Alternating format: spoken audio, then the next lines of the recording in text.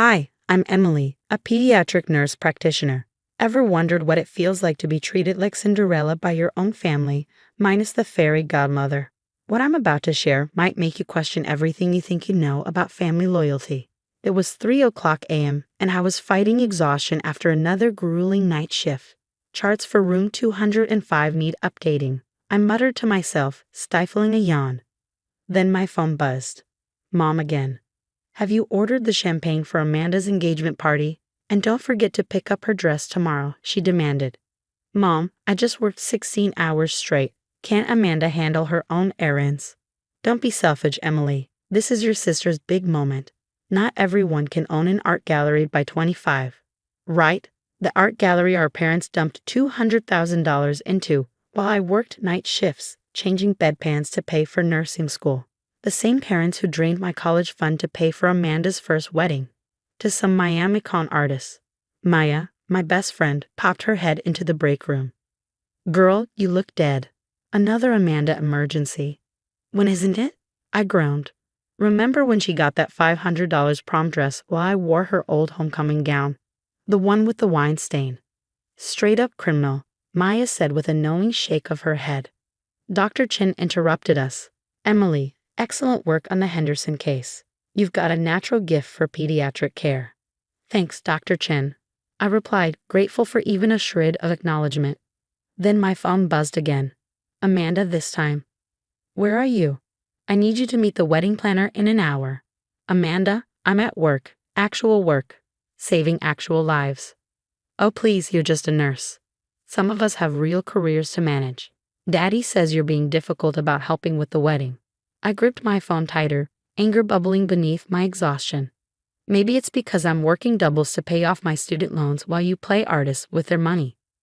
Mrs. Peterson, the grandmother of one of my patients, overheard me as she visited the ward. Emily dear, I couldn't help but notice how dedicated you are to these children. James mentioned you're helping with the wedding. Helping? More like being forced to serve. Serve? But you're the bride's sister. My phone pinged again. A text from Mom. Don't forget to help the caterers set up tomorrow, and wear something presentable. Amanda doesn't want you embarrassing her in front of James's family. As I stared at my reflection in the hospital window, scrubs wrinkled, hair falling out of my messy bun, I felt something inside me snap. I was done. Their perfect little family dynamic was about to crumble, and Amanda's wedding, it would be the catalyst. They wanted me to serve at this wedding? Oh, I'd serve them something all right. A cold dish called karma. The next morning, I dragged myself into the bridal shop after another sleepless night. Amanda stood on a pedestal draped in a $15,000 designer gown, while Mom fawned over her. Finally, where have you been? These alterations won't handle themselves, Amanda snapped. Sorry, I was busy saving a 4-year-old from respiratory failure. Oh please, anyone can hand out band-aids and take temperatures, she smirked, adjusting her veil. That's right, honey, Mom chimed in. Real success is owning your own business, like Amanda's gallery.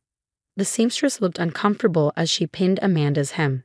I bit my tongue, recalling the night I discovered the truth about my missing college fund. $80,000, gone, transferred to cover Amanda's first failed marriage. Speaking of money, Amanda chirped, James's cousin Emma is coming to the rehearsal dinner. She's some big shot at Metropolitan Hospital. My stomach twisted. Emma Wilson, the woman whose son I'd resuscitated last month. The rehearsal dinner was worse than I'd imagined. Dad stood, glass in hand, to make a toast. And a special thanks to my eldest, Emily, who will be helping our catering staff tonight. The room fell silent. Emma Wilson's fork clattered against her plate. Emily, the nurse practitioner who saved my Tommy's life? She's your daughter. Mom quickly plastered on a tight smile. Oh, Emily just loves helping out. Always happy to serve, aren't you, dear? I stood frozen, balancing a tray of appetizers. My white nursing shoes peeked out from under the black server's apron they forced me to wear. That's our Emily, Amanda said loudly, her laugh cutting through the room. Always playing servant. I guess some people just know their place. Emma pushed back her chair and stood abruptly. Their place? This woman performed CPR on my son for 6 minutes until his heart started beating again. She worked a double shift to monitor him personally. The room erupted into whispers. James's mother, Mrs. Peterson, stared at my parents in undisguised shock. I retreated to the kitchen, my hands trembling, only to hear Mom and Amanda's voices around the corner. "Can you believe Emma? Making such a scene, as if running around with a stethoscope makes someone special," Amanda sneered. "I know, darling, but we had to invite the hospital crowd. James's family insisted," Mom replied. "Just think, after tomorrow's wedding, you'll never have to acknowledge your sister's embarrassing little career again." The tray slipped from my hands, shattering against the marble floor. As I stared at the broken shards, something inside me chattered too. The perfect facade they'd built was about to crumble. And I had the perfect plan. Tomorrow's wedding wouldn't just be Amanda's big day, it would be the day I showed them who I really was. Trust me, they weren't going to like it. The wedding day dawned bright over the country club. I adjusted the hideous beige bridesmaid dress Amanda had chosen, ensuring I wouldn't outshine her.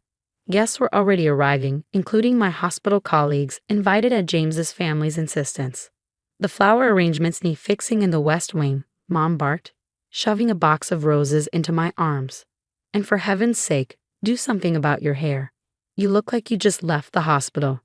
"I did," I said flatly, because I was saving lives while everyone else was at the rehearsal dinner. Through the window, I spotted Dr. Chen striding across the lawn, an envelope in hand. Before she reached me, Amanda burst into the room. "Why is your boss here? This is my day, Emily." "Emily," Dr. Chen called out, ignoring Amanda's glare. "The National Pediatric Association results are in. You've won Young Practitioner of the Year. The award comes with a $250,000 research grant." The room went silent. Amanda's face twisted with rage. Of course she did. Everything's about precious Emily and her stupid nurse job. Well, guess what?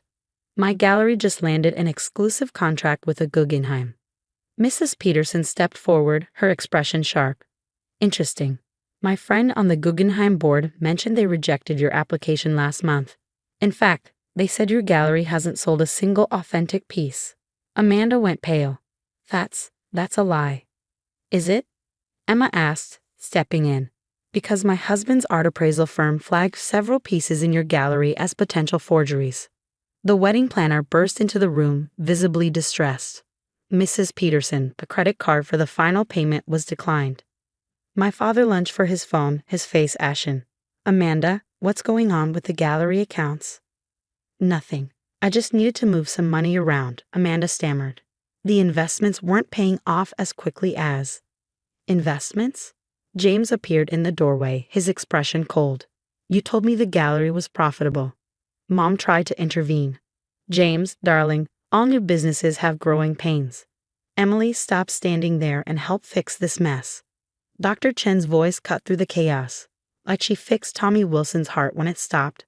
Like she fixes children's lives every day while you treat her like hired help." The room erupted. One by one, my hospital colleagues stood, sharing stories of my dedication and skill.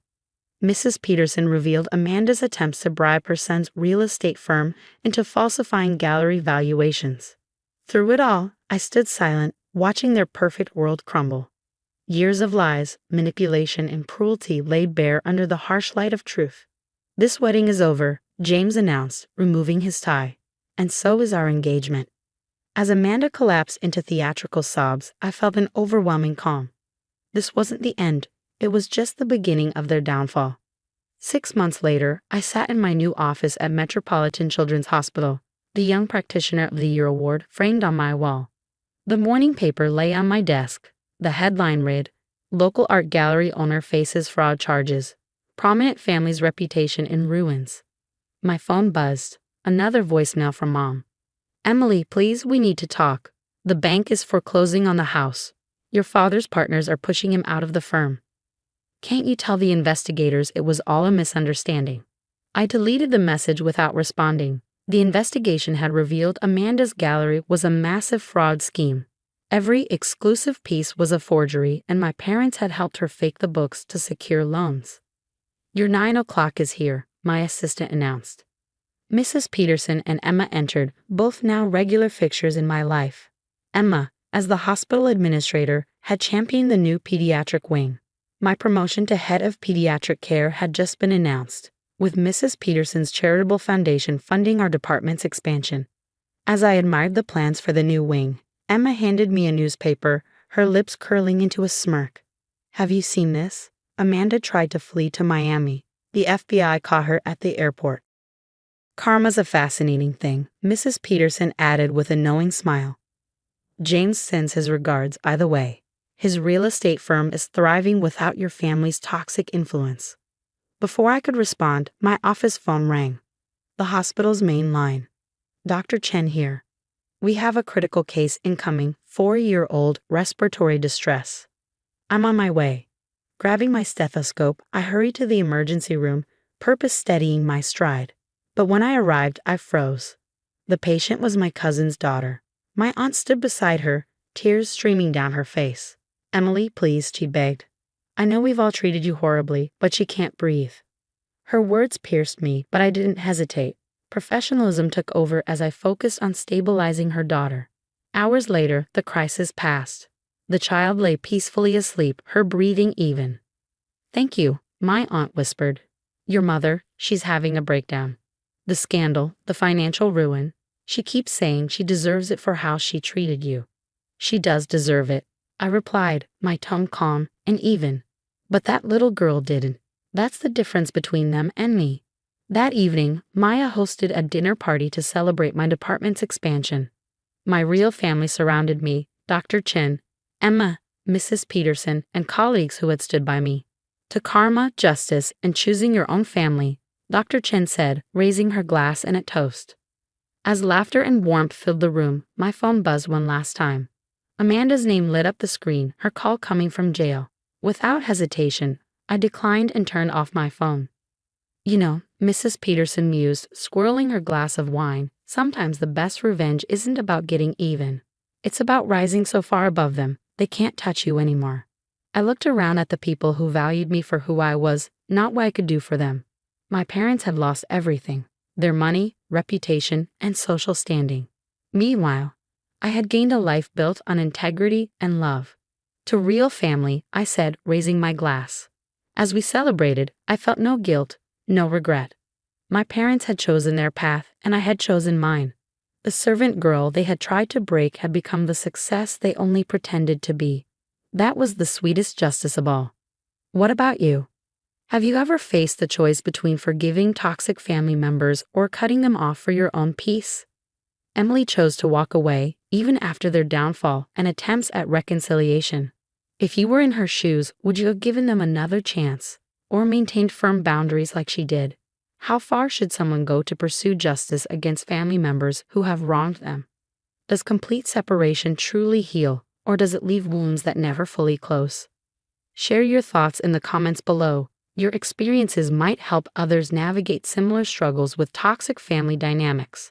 If this story resonated with you, don't forget to like, subscribe, and hit that notification bell for more real stories about standing up to toxic relationships and finding your true worth.